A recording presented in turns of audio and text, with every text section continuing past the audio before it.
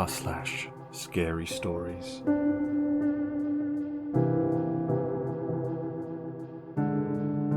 This Reddit tale was posted by Yeo78. What happened to my best friend?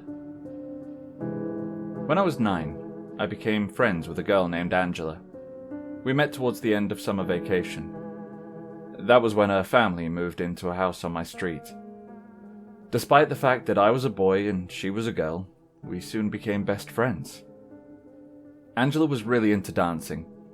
She took lessons at a dance studio in our neighborhood and watched all the dancing competition shows on TV religiously.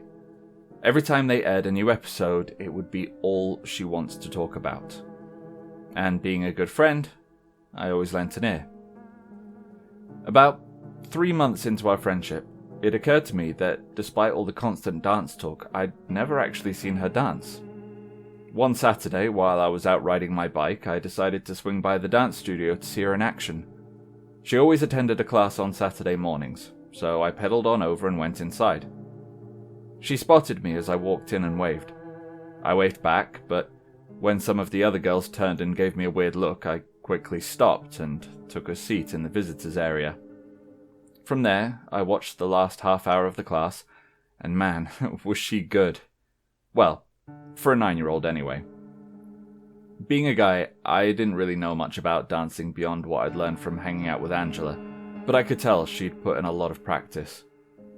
Anyway, when the class ended, I noticed her slip away from the group and head back towards what I assumed were the changing rooms. While I awaited for her to emerge, one of the other girls, who was maybe 11 or so, approached me with a disgusted look on her face.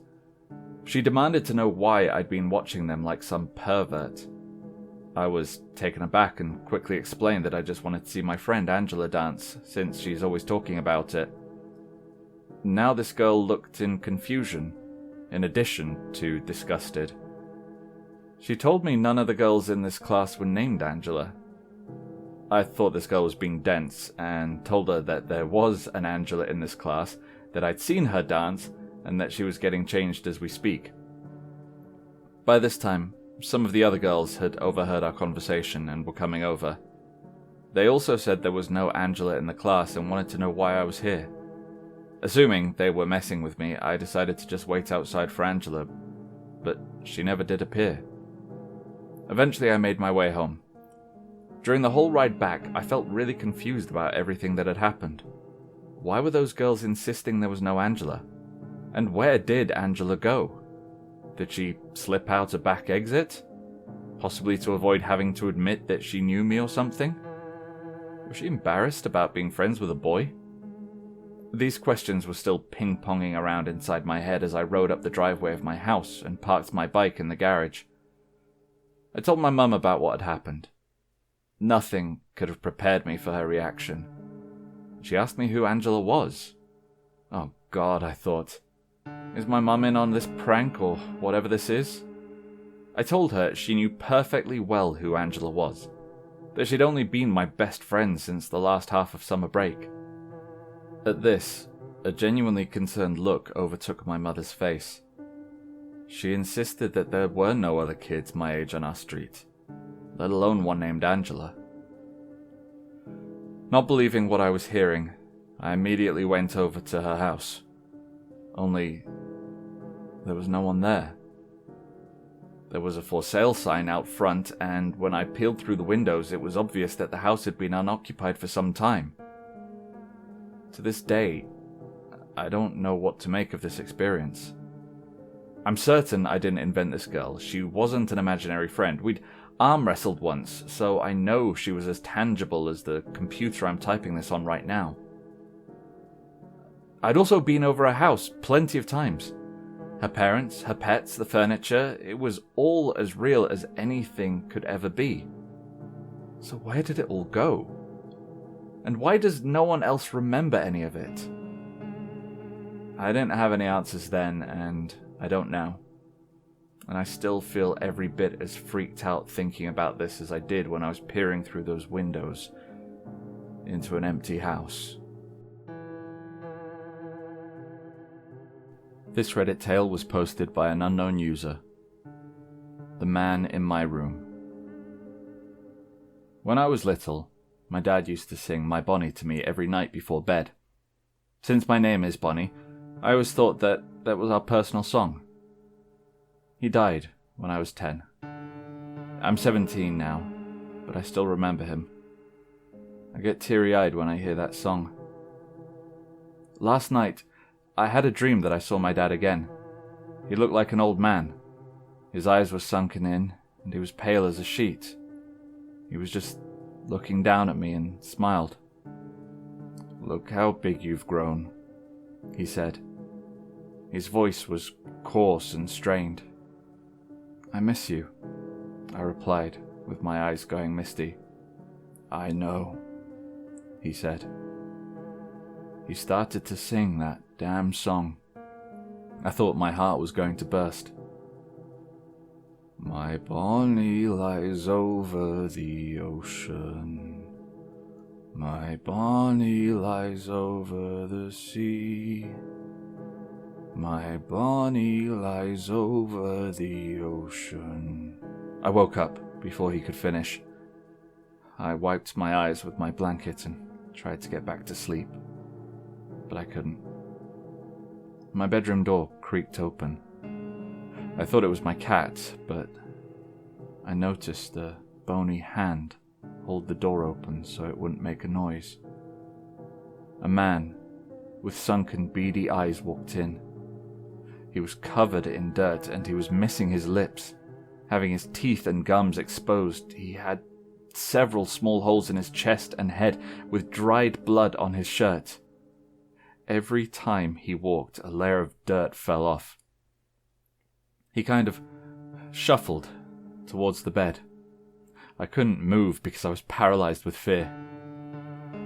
He sat down at the foot of the bed, his beady, sunken eyes looking at me.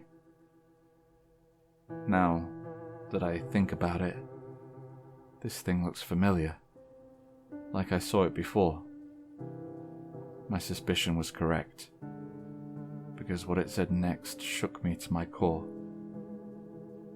"Bring back my Bonnie to me."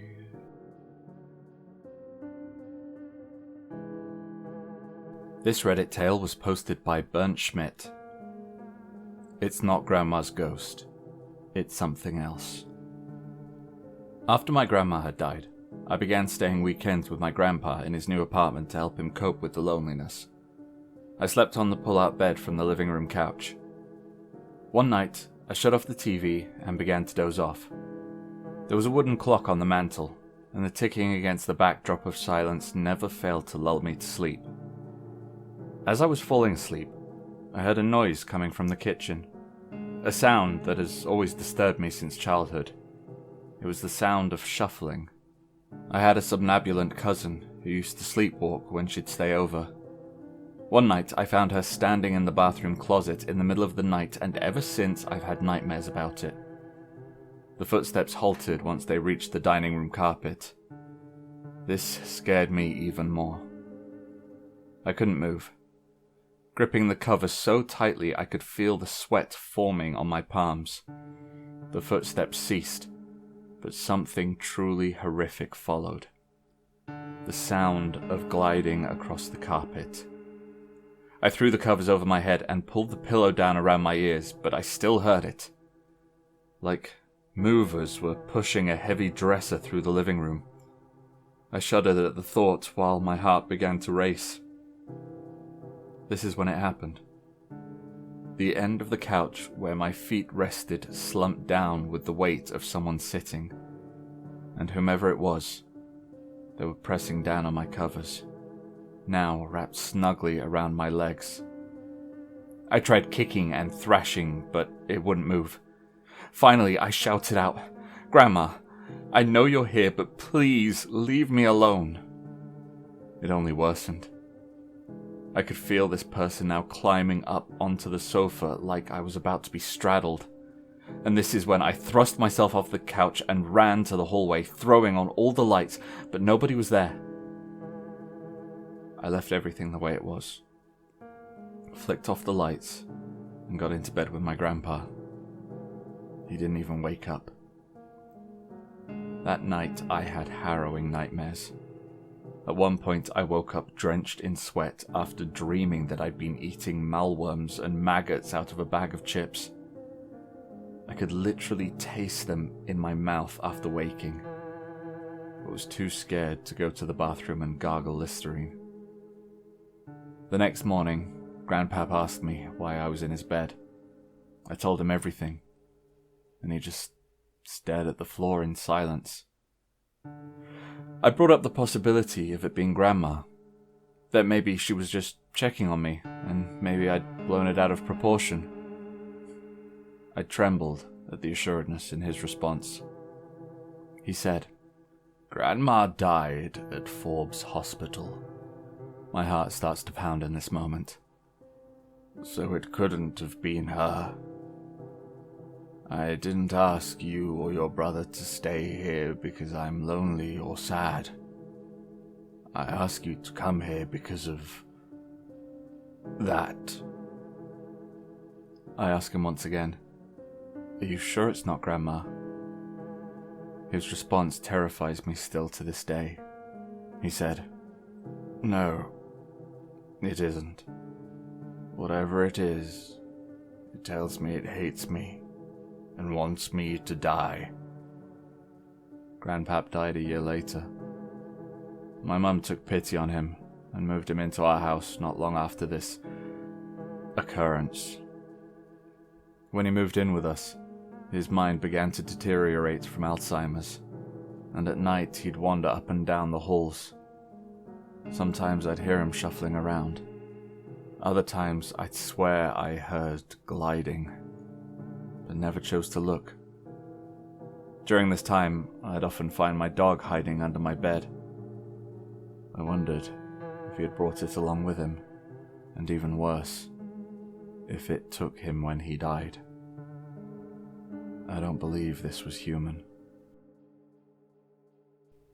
Hi everyone, Archivist here.